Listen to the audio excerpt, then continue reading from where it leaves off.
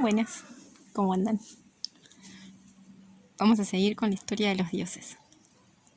¿Se acuerdan que habíamos dejado a Europa en la isla de Creta? Que Zeus la había raptado, convirtiéndose en toro. Bueno, la historia continúa desde ahí. Allí estaba Europa, que había comprendido que era la mujer en la tierra de Zeus, y hete aquí que tuvieron 3 hijos: Radamante, Atamante y Minos. Creta es una isla que está en el Mediterráneo, toda rodeada por el océano, por el mar Mediterráneo. Y como ustedes saben, el dios del océano es Poseidón. En algunos libros dice Posidón, no se preocupen.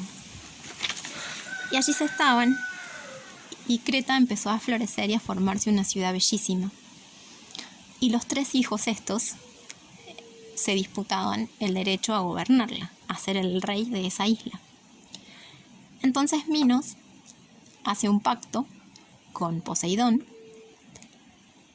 le ofrece una gran hecatombe, que es en un platillo de bronce enorme, en un plato de bronce enorme. Creo que quema algunos carneros y hace unas libaciones, que es verter vino para el dios. Es la forma de ofrecerle la comida a los dioses. Para que les llegue al Olimpo tenían que quemarla en la tierra. Eso se llama hecatombe. Le ofrece esta hecatombe y Poseidón acepta, la recibe, y a cambio le dice que para legitimar, para que todo el pueblo de Creta y sus hermanos y su madre Europa sepan que Minos es el verdadero rey de Creta, va a enviar un toro que va a salir desde el océano, desde el mar Mediterráneo, y va a caminar por las calles de Creta. Y de esa manera todos van a saber que Minos es el verdadero rey. Pero después Poseidón tiene que sacrificar ese toro para Poseidón. Minos tiene que sacrificar ese toro para Poseidón. Minos acuerda, entonces Poseidón envía este toro, sale desde el océano, un toro blanco, enorme, bellísimo, y camina por las calles de Creta, y todos los habitantes y sus hermanos se enteran de que Minos es el rey. Y ahora le tocaba a Minos, ¿no? Tenía que, en una olla de cobre muy grande, ofrecérsela a Poseidón. Pero lo vio tan grande y tan lindo al toro que no quiso. Buscó otro toro magnífico, pero no el toro que le había mandado a Poseidón, y se lo ofrece a Poseidón. Poseidón agradece, pero no era en lo que habían quedado. Y ustedes vieron cómo son los dioses con este tema de las venganzas. Así que Poseidón, en lo profundo del océano, se quedó meditando qué le iba a hacer a este Minos. Minos fundó la ciudad de Cnosos, un palacio bellísimo. Si después ustedes pueden, busquen imágenes, palacio de Cnosos. Y parece que la vida era fantástica ahí, que se bailaba mucho, tenían muy buenos viñedos, tenían muy ricas aceitunas, muy buen aceite de oliva, y la vida discurría con mucha felicidad.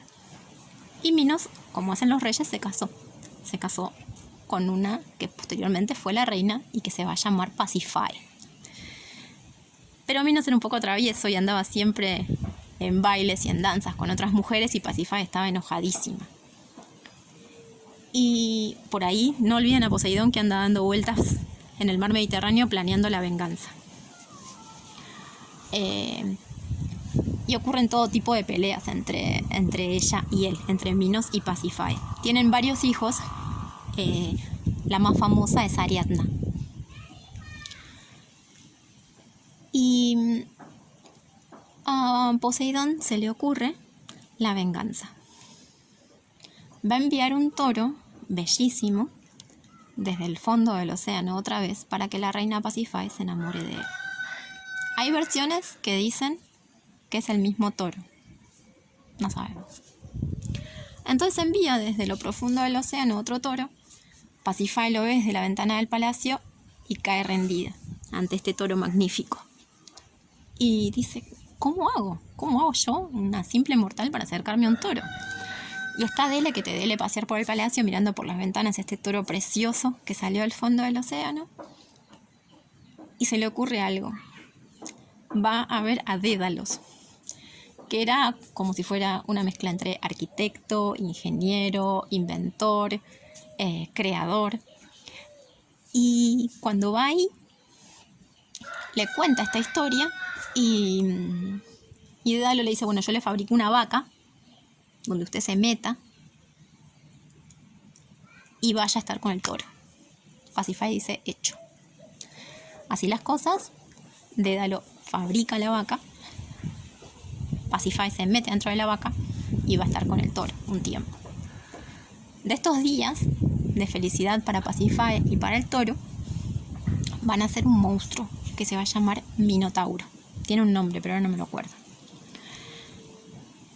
Cuando Minos se entera, la que se armó en el palacio, lo llamó a Ícaro, le dijo de todo, y se enojó y le dijo, ¿ahora qué hacemos? Tenemos un monstruo en nuestro reino que es maravilloso, donde ocurren fiestas, donde se toma vino y se comen aceitunas y todo discurre fantásticamente, y ahora en el medio del palacio tenemos un monstruo.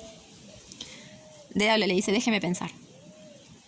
Hagamos un laberinto del cual el monstruo no pueda salir y lo encerremos, puesto que no se animaban a matarlo por temor a Poseidón. Entonces Dédalo fabrica un maravilloso laberinto de mármol. Laberinto es un lugar muy intrincado, que es muy difícil encontrar la salida. Tan difícil que decían que aquel que entraba nunca más volvía a encontrar la salida. Y era de mármol blanco, de ninguna otra cosa. Y lo encierran ahí al Minotauro. Pero este Minos, que se las traía con él, había tenido algunas guerras intestinas dentro y fuera de Creta. En general ganaba. Y en una de esas guerras contra Egeo, que era el rey de Atenas, había ganado. Y había ganado de tal forma que no podían los atenienses pedir nada a cambio después de la batalla, ni recuperar a sus muertos, ni recuperar a los rehenes, ni nada, no pueden decir ni mu.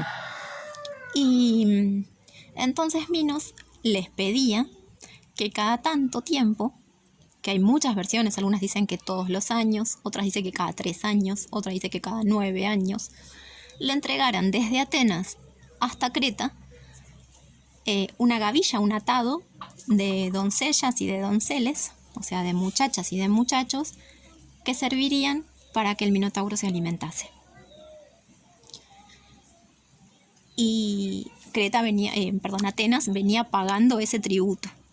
Así que cada vez que llegaba ese momento, la ciudad se ponía muy triste porque tenían que enviarle a los jóvenes a la isla y no los iban a ver nunca más porque se los iba a comer el Minotauro. Entonces, por un lado tenemos a Minos, a Dédalo y al Minotauro, que los vamos a dejar ahí, en el laberinto.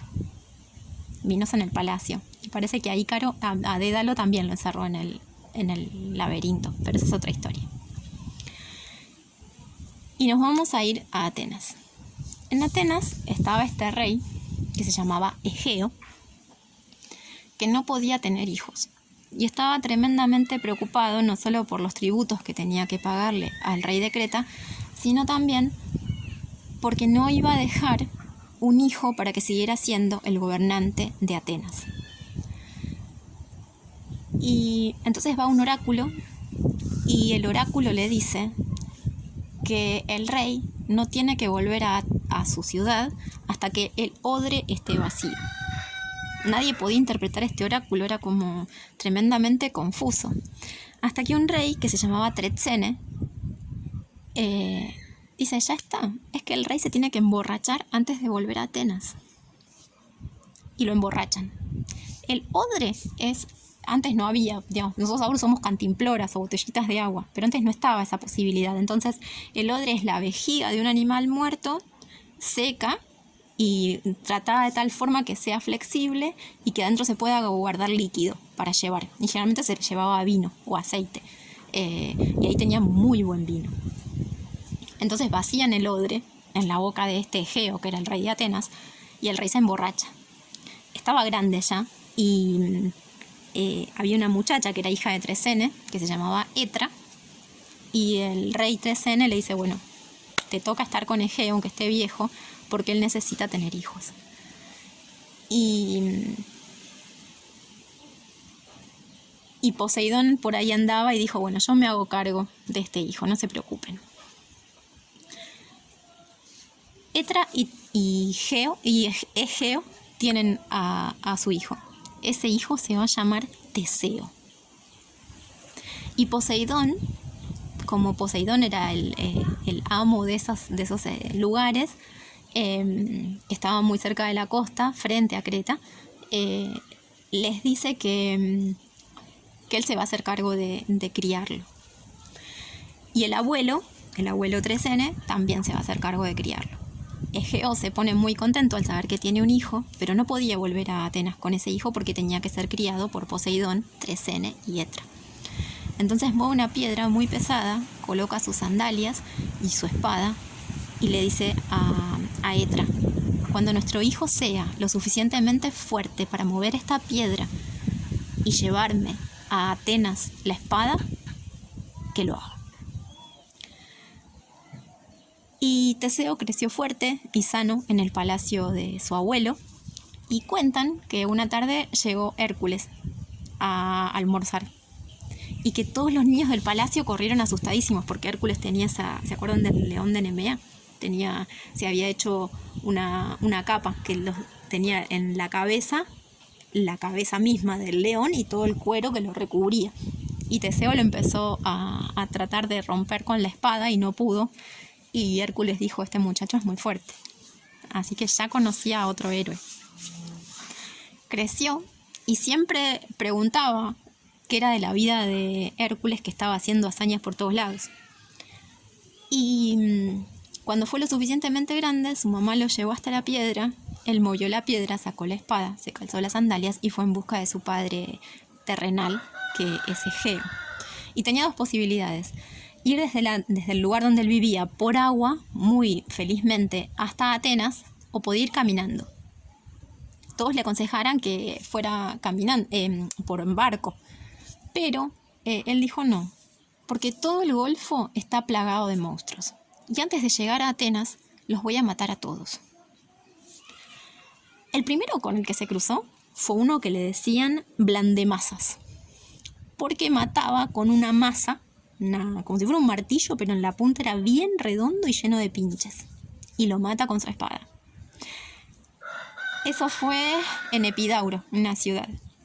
Un poquito más adelante, en donde se estrecha la tierra, en Corinto, estaba un monstruo que se llamaba Doblapinos, porque para matar a sus enemigos, o a todo el que pasaba por ahí, tomaba 2 pinos, los doblaba, ataba a su víctima y lo soltaba.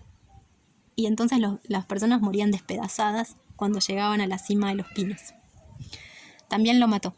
Y bueno, y así fue matando un montón de monstruos hasta llegar a Atenas.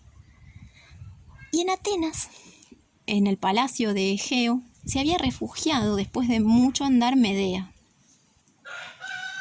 Y como tenía mucho miedo de que Teseo la echara del palacio, envenenó su comida.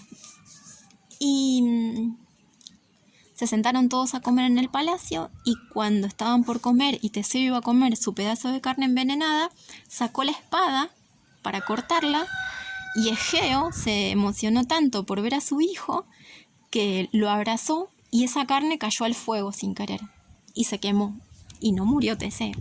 Nunca nadie creo que se enteró de ese día.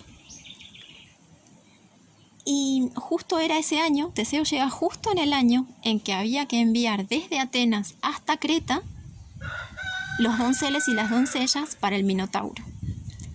Y eran sorteados entre todos los nobles. Y Teseo dice no. El padre dijo no hace falta que vayas vos. Vos sos el hijo del rey, sos el siguiente rey. Y él dijo, con más razón tengo que ir yo.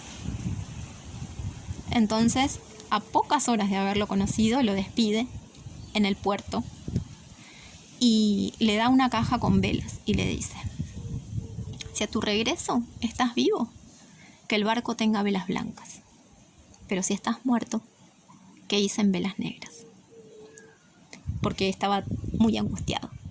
Y estos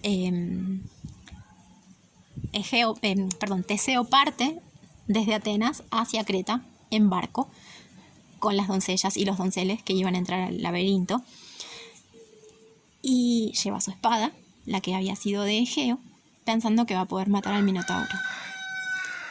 Tiene una entrevista con Minos diciéndole que era el futuro rey de Atenas y que era la última vez que ofrecían como tributo a jóvenes y a muchachas de Atenas. Minos se ríe y esa conversación la escucha Ariadna, la hija de Minos y Pasífae.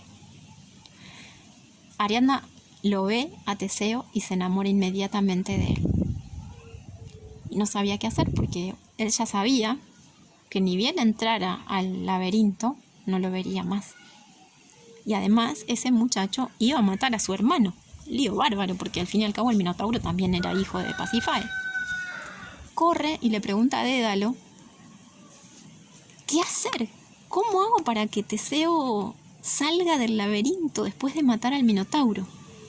Y Dédalos le da un ovillo.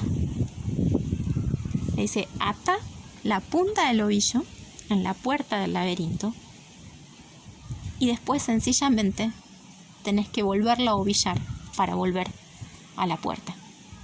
Y así lo hizo. Teseo, Ariadna le dio el hilo para que atara a la puerta del laberinto. Teseo entró en el laberinto con sus coterráneos, con la gente que venía de Atenas, los muchachos y las muchachas que venían de Atenas. Entró, aparentemente tuvo una charla muy interesante con el Minotauro y lo mató.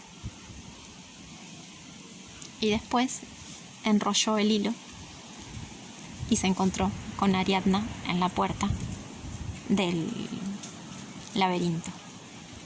Huyó con Ariadna porque no se podía quedar, porque cuando Minos supiera lo que había pasado, la iba a pasar mal. Y para descansar pararon en la isla de Naxos, que en ese entonces se llamaba la isla Ia. Y a la mañana siguiente, cuando se despertaron, Teseo se encontró con Dionisio, que es un dios del vino. Baco también se lo conoce después por los romanos. Y Dionisio le dice: gracias por raptar a Ariadna, pero esa muchacha me pertenece a mí. Esta fue la última vez que vos la viste. Y los atenienses dejan la isla de Naxos, dejando a Ariadna ahí. Y cuando Ariadna se despierta y se encuentra sola, casi como le había pasado a su abuela, a Europa,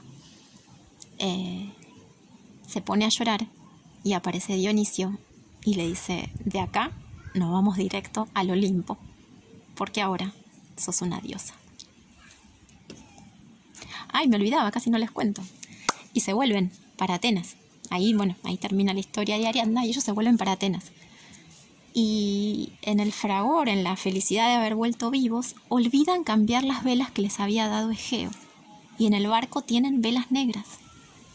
Y Egeo, que estaba en la punta de un acantilado esperando que regresaran, cuando ve el barco con las velas negras, se pone tan triste que se arroja al océano, al mar.